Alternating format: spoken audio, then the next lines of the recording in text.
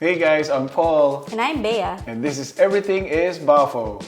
In this video, we are going to be talking about something fun, Spanish social etiquette. We put ChatGPT's knowledge of Spanish etiquette to the test. And we'll let you know what we think if they got it right or not.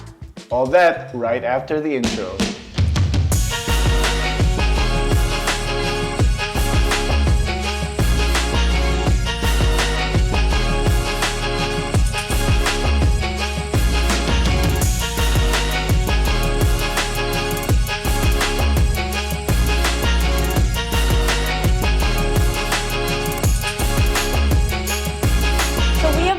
Spain for around 3.5 years, and as foreigners, obviously there are customs and traditions in Spain that stand out to us very, you know, like, wow, I didn't know that they did this. So I think it's time for us now to be able to comment because we've been here 3.5 years. And I think so. And it's funny because, you know, we've been here for that long and it's still there are still things that surprise us. And funny enough, our friends who are locals explain to us all these things. So we're excited to share with you. Yeah, definitely to maybe like help you understand some of these traditions and also maybe debunk some of the traditions that you see in ChatGPT. So we're gonna go try. So in public spaces, number 1, it says el último. Always ask quién es el último, who is the last one, when joining a queue or a line, especially in informal places like the bakery or government offices. This locks in your place in line. And yeah, that's actually correct. We've seen that in the market. The panaderia, because I think it's in the markets that they usually you don't see a visible line, because in the government offices sometimes there's lines because they're sitting down or you get like a number. Mostly in like a market. But what was that name of that? Estrellas. Yeah, Pan de Estrellas. Yeah. Yes, so very popular one. That was the first place where we heard someone say el último, and then we're like, what's he asking? And then turns out that's how we figured that out. the lady's like, yo, and then he's like, he pointed to her, and then but he never fell in line, so he was just standing where he was. So what, he pointed at her? Yeah, when she said yo, he's like, okay, just to affirm that he sees her. Okay. And then he just stays in his spot but never moves to behind her. So there's no like line, everyone's just wherever they are and you're just watching the person in front of you. So I think you just have to remember who's in front and who's behind you, because that's the key. Mm-hmm. And then, okay, number 2, no personal space. This is absolutely true. Spaniards stand closer during conversations than many Northern Europeans or Americans might expect. Yeah. Paul describes this very well. So what do you feel when someone is very close to you? I feel like, because, you know, I'm in line for the coffee or at the bank or something, and suddenly I feel someone like, I thought someone was trying to pickpocket, like grab my wallet or something in my bag. But she was just so close that she was like on her phone. But she could literally just put her head on my shoulder and... Very sweet. Yeah. And I don't remember what I did, but she backed off a little bit. She backed up a little bit, but then afterwards she was just gravitating towards me, So... like a planet. Yeah. So, greeting etiquette. So, greet people when you enter or leave small enclosed spaces like hospital waiting rooms or doctor's waiting rooms, even elevators, hola and hasta luego. And that is absolutely true. The first time that I had to enter a doctor's waiting room, everybody looked up and I figured, well, because they've never seen, you know, me before, maybe, you know, they're just curious. Someone's coming in. And I sat down, and then the next person that entered, everybody looked up again, and the next person said, hola, buenos dias, and everybody said buenos dias. So that's how I knew I had a faux pas. So yes, definitely that is true. And I've observed that, so when you're in a doctor's office, you say hola, buenos dias. If you're in somewhere else, you say buenas, which is short for buenos dias or buenas tardes, buenas noches. Or when you're like in the grocery store, when someone is really happy, they say muy buenas to the cashier. So I always hear muy buenas in the grocery store, but buenos dias and hola in the doctor's office. Yeah, so entering a store, basically. Yes. Yeah. And then, this one, I mean, Spain has a lot of nice beaches and all that, but avoid wearing swimwear away from the beach or pool. This is true as well. So if you're just in your bikini and shorts and you're in the middle of the city, that is not acceptable. Doesn't matter if the beach is right there. Yeah, I know. I guess it's because you're in Spain and Spaniards dress differently, so you're gonna stick out. You're gonna stick out for sure if you're walking around in your bathing suit. This is number 5 is Paul's favorite. Well, it happened to him today. No, go ahead. Oh yeah. Well, so I went to this bread festival down at the marina by myself because I love bread, and usually people stare at me because of my height, I guess. But this one, the lady, she was like talking to other people, but she was just doing this. As soon as I walk in, she's like,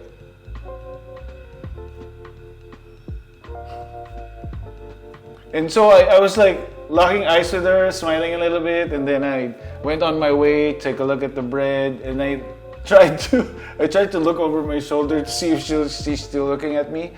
True enough, she's just like, she's just staring. Maybe you remind her of someone. Yeah. But yes, staring is normal. We went to Pamplona also, it's the same, right? We went to this really cool gathering, like an exclusive club, and everyone's wearing white and red bandanas on their neck. So it's kind of impossible to stand out, right? But there were still he still got a few stares, and a lady who approached you. After that gentleman who was staring at us. There was a gentleman? Yeah, the gentleman was staring at me. Okay. Yeah, and then there's a lady that approached us, and she asked where we're from, and yeah, at first she tried to guess Hapon, Chino, all of that. So didn't guess that we're Filipino, and then she said that she's Hapon or something. No, she didn't say that. Oh, I thought she said like she's part Japanese. No. But yeah, so there are reasons that they stare, but it's not because they're rude, it's because they're curious. Because I feel like, at least for us, or at least for me, like they're trying to analyze which part of Asia I'm from. I have no idea. But yeah, it's completely normal. Okay, number 6. So be mindful on public transportation. Keep bags on your lap on busy metros and avoid loud phone conversations. I think this is a universal thing. This is an Earth thing, not just Spain. Yes. Yeah, I guess so. Right? Like that should be, at least it should be. But in Spain, yes, this is in general observed. Right. The cool thing about this is when you do that in public, people are going to call you out. Like, for example, when we went on a train, it was the quiet train, the silent train, and someone was on his phone, and the guy's like, you're not supposed to be on your phone. No, they were just having conversation. The two of them, 2 people. No, I remember the guy. And then afterwards, even the conversation, and they're like, no, you cannot. Because it was a silent train. Yeah, so they were just talking to each other, and the Spanish gentleman right next to him was like, no, you cannot. So don't expect fast service. Meals and social gatherings are meant to be leisurely. Restaurants and bars can be relaxed. Waiters won't always hover to take your bill. Very true. Yeah, you have to flag him down 3 times. No, not all the time. I mean, sometimes 3 times. Yeah, most of the time, 1 time or 2 times. Yeah, when you're like clapping. No, but that's the beauty of this culture, is that, you know, they really don't have any intention of bothering you. I read somewhere that it was like an editorial or a blog somewhere that said these waiters don't work for tips, they're salaried. So they're just gonna leave you alone. It makes so much sense. Number 2, don't start eating until everyone is served. I think that's universal. I think that's true, yeah. But it's very true here, yeah. I didn't even notice. But our friend said that it's not true in her experience. So, I don't know. Tipping, okay. Tipping is modest, 1 to 2 euros at most, and often not expected in casual places. This is true. Usually, some people just round up to the next euro or leave a euro or two in a nicer restaurant. And for like just a casual bar, maybe. Yeah, you don't even have to. Sometimes you do, sometimes you don't. You don't even have to think about like the percentage of how much you tip. You just round the whatever coins you have. Just put. I feel like this is more of a regional issue than it is a whole entire Spain issue.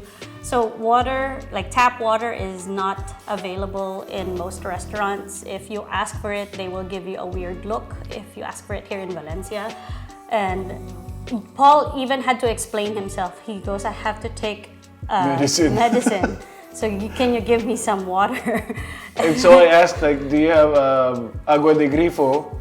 And she was like, okay. And then she goes to the owner, and the owner pointed her towards the bar, and I guess because that's where the faucet is. And she goes to the bar and just opens a new bottle of water. She did? Yeah. But it was free. Yeah, how weird. So yeah, it's not free, but I think in Madrid and some places it's free. But for the rest of Spain, it's not. But we've never experienced free, huh? It's usually we have to pay for it. Right, yeah, I mean, if you ask for it, you got it, but it's a weird look. Yeah. Okay, late meal times are the norm. I mean, we've talked about this a lot. Lunch is 2 to 3 p.m., dinner is 9 to 10 p.m., or later if it's in the summer. Because I remember when we were ready to eat dinner, we were getting ready at 9:30. We go down at 10, and that's when we started looking for a restaurant, and we didn't sit until 10:30. But don't be surprised when you're here at 6 p.m., you're hungry and ready to eat for dinner, and you make reservations and the restaurant doesn't open until 8. So you just have to know these things. Another one is don't ask for substitutions. Menus are less flexible than in Anglo cultures. This is very true. Yeah. So whenever you eat out, for example, and the cheeseburger comes with fries, you most likely cannot ask for it to be substituted with a salad. So, or sometimes it can even be like, can you add chicken to something? Yeah. Especially in the specialty restaurants where the owner is the cook and they're from another country like Italy or Argentina or something. If you don't want to give them a heart attack, just accept whatever comes with your order. And if you ask for substitutions, if we go to number 1 of dining etiquette, don't expect fast service. So they might say yes, but it's gonna take so long, so just eat it. I think they're getting a little bit better with posting allergens on their menu. So say, for example, if you have a lot of allergies to like seafood or shellfish or something like that, or gluten. But in reality, they will not ask if you have any allergy. So you will have to be proactive and tell them. And if they cannot make any substitutions, then you probably would need to order something else. Paella, especially here in Valencia, is served during lunch. Ordering it for a small late dinner in tourist areas is sometimes a tourist move. So very true. Yeah. That is true. If you go to a legit paella place, they will not serve paella for dinner. And never rush a meal. Dining is social and often long. Putting your elbow on tables briefly is tolerated, but avoid constant iPhone checking. So that's phone checking. So that's a lot of things to process, but that's really true. Like people here don't really rush a meal or even rush a drink. Like they order one drink and it lasts them for like a couple of hours.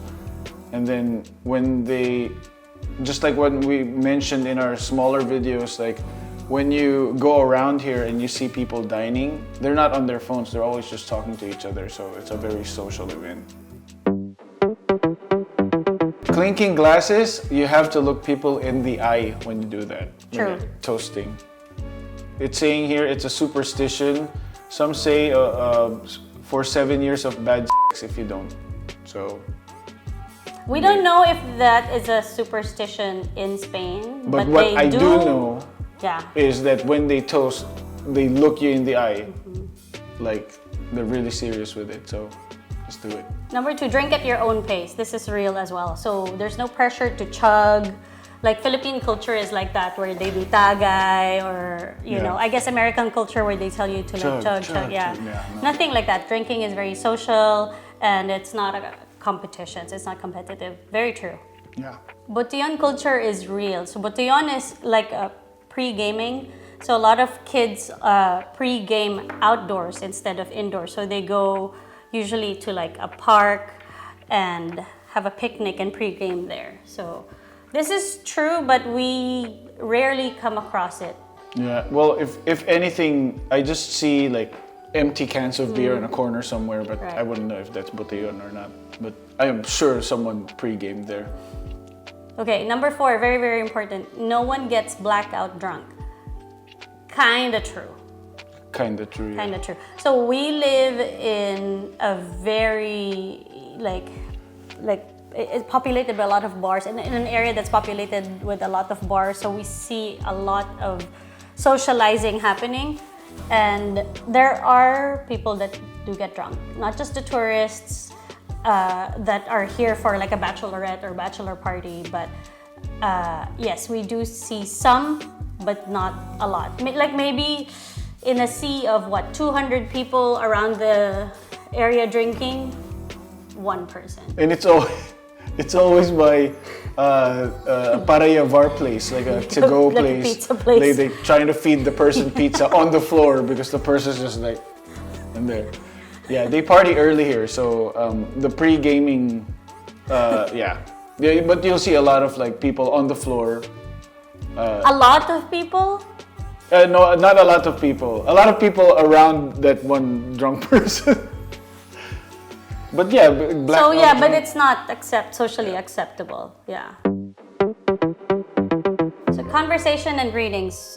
Number 1, expect 2 light kisses as a casual greeting. Yes, this is true. They don't really do like, and not like that. It's more of like a beso beso like that. So more like who kisses straight to the cheek? Let me tell you a few.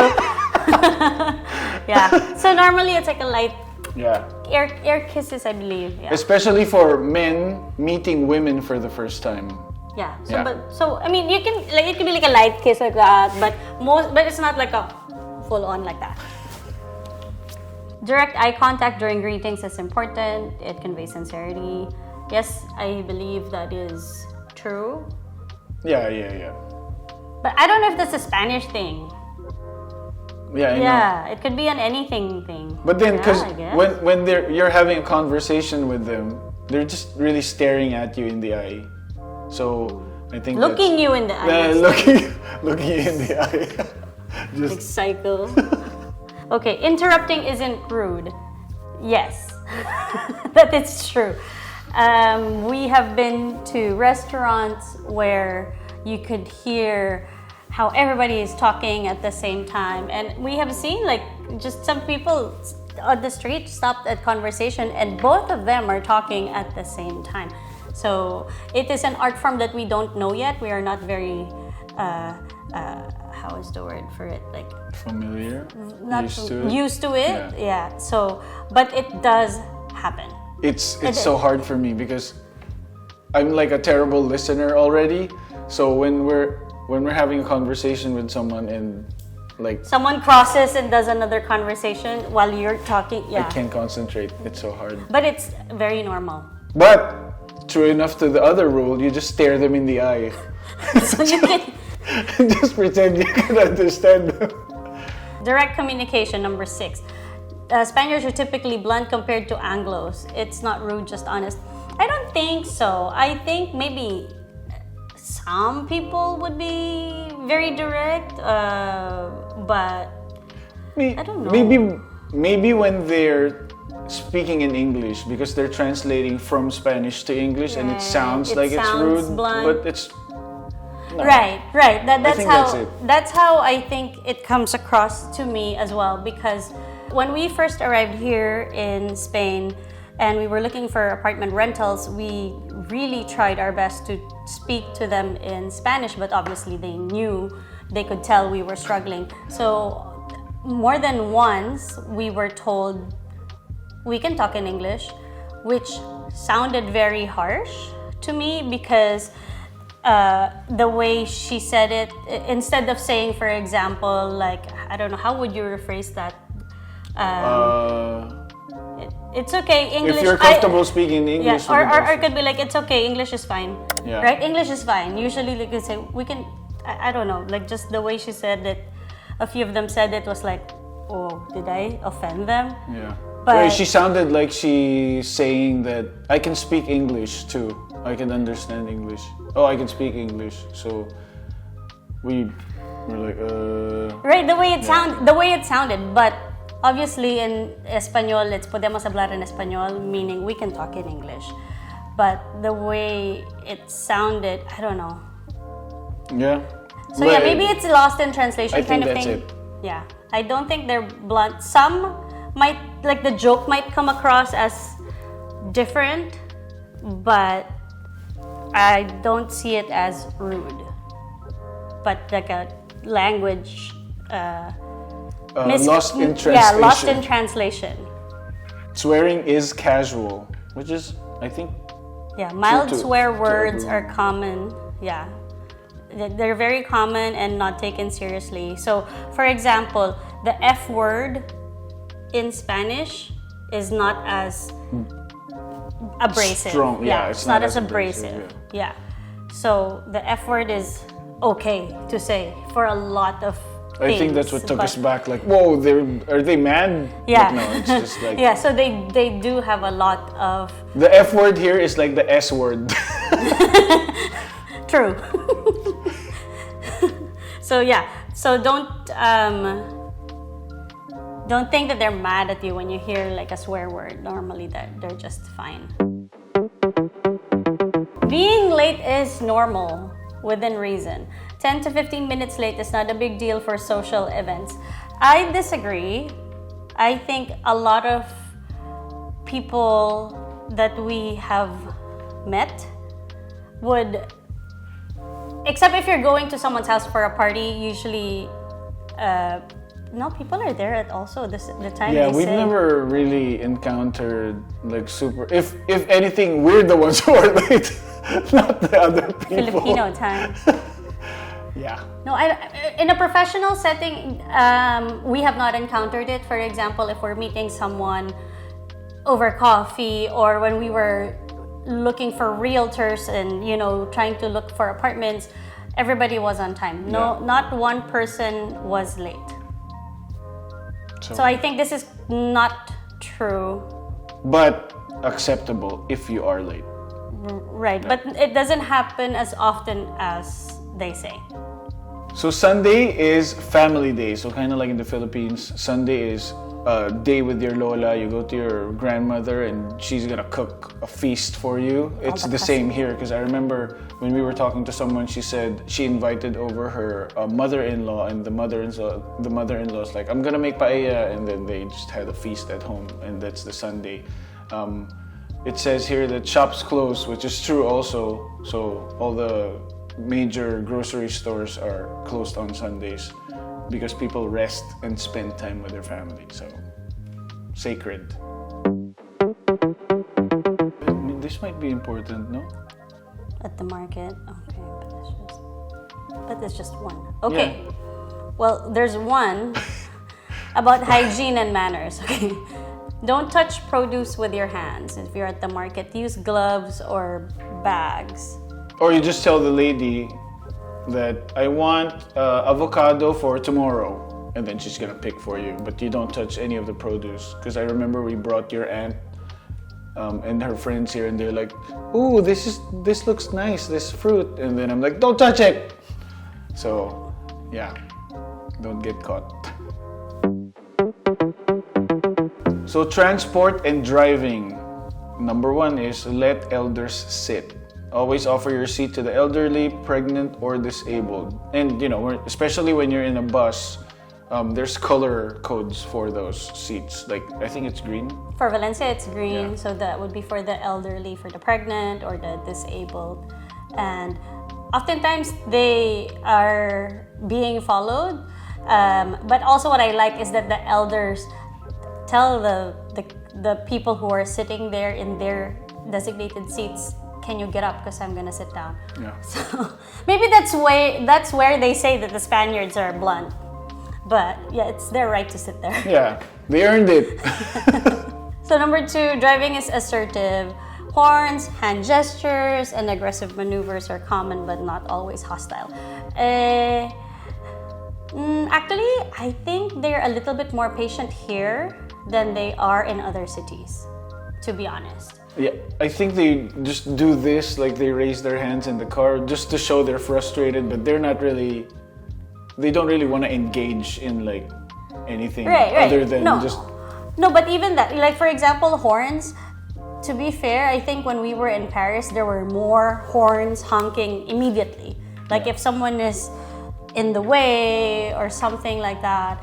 In Spain, at least in Valencia, whenever someone is getting out of the taxi sometimes has no place to stop, so it will stop in the middle of the road or the street, and the cars behind are just waiting. So unless someone is taking forever and holding up traffic, but for the first 10 seconds, 20 seconds, normally, even if like a car is like stopped at the stoplight and the driver is distracted, isn't aware that the light has turned green, it takes them a few seconds. They wait for a few seconds until before they're like, hey, pay attention.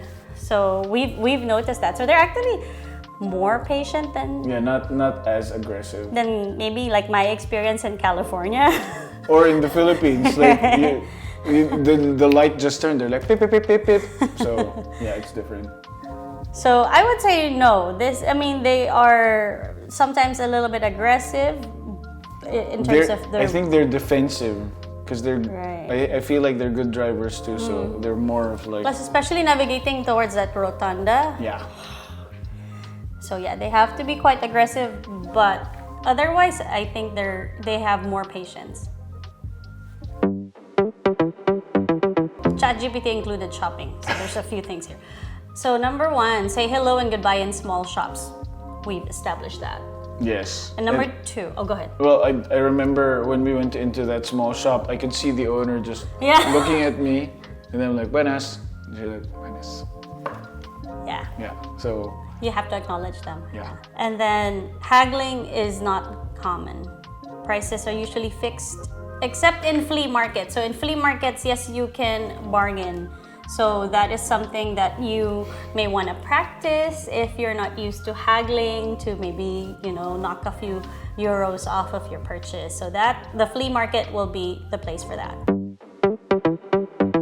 So social life. It says here, dress well, appearance matters. Smart casual is the default in many urban settings. Just like what I mentioned earlier, Spaniards love to dress up. So for me, like being overdressed is better than underdressed. So just try to dress properly.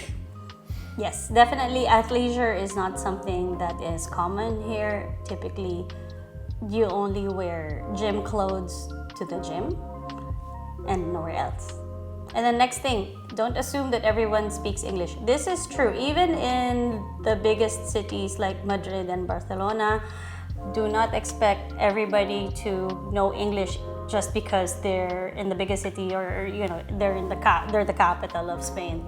So very, very different from our experience in, for example, Manila, where we speak Tagalog, but in all the government offices, people will be able to speak English if you need to. So you just make sure you try to learn a few Spanish phrases because they really appreciate it when you try to speak a little bit of Spanish. They're gonna try to correct you, and instantly you see a smile on their face. So just try to learn a little bit of Spanish. It's gonna work wonders for sure. Okay, next. The nightlife in Spain starts late. So the clubs don't fill up until after 1:30 or 2 a.m. This is very true for young people who party. Usually, that's why they have the botellón first, because they don't go to the clubs until 12 or 1. No, 1. Yeah, 1 or 2. 1 or 2. Because I remember the club outside our house, our street. It's already 1:30 a.m. and people are just starting to line up. Right. So it really depends. 1:30 to 2 a.m. is the opening of the club. But then again, there's this thing called tardeo, which is an early club. It starts at like 6 p.m. or something and it ends at midnight. So it's for the people young who at can't heart. hang. What? The young at heart. Young at heart. The youth at heart. If you like this video, please consider subscribing to our channel and clicking the notification bell. Shout out to our subscribers for always being awesome. Thanks to the people who support our channel by subscribing, commenting, giving us super thanks, and tipping us with our Buy Us a Coffee link. If you want to pick our brains and book a 60-minute consultation, we have a link for that, and we can give our honest opinions about topics that we haven't covered in our videos. Thanks to the people in our Facebook group for being awesome members, for generously helping each other. So all in all, I think ChatGPT got a lot of it correct. There are things that I feel like are just misconceptions. For example, the Spaniards being always late. I mean, not all the time, but it does happen. As long as these experiences include people from Spain, it's always going to be chill. It's always going to be relaxed. And also, I think, like with anything, you know, we are foreigners here. We just are like learning all of these nuances, right? So we encourage you to come to Spain with more flexibility and more adaptability, because this is how things are done here, and it's not wrong, it's just not what we're used to. Right. It's always remember we're guests. Kind of like when you're being a guest in a house of a friend or a family. They have their own rules, so you just have to adapt as a guest. So yeah, I mean, what did you guys think? If there are any Spanish people that are watching us, we'd love to know. We'd love to know if we miss anything that's super important, or if there are other traditions in the parts of Spain that we missed. Let us know in the comments below. If you noticed anything that really stood out to you here in Spain, put that in the comments below. Yeah, we'd love to improve our social etiquette for sure. So that's it. I hope you enjoyed this fun video. Thank you. Bye. Hasta luego. Adios.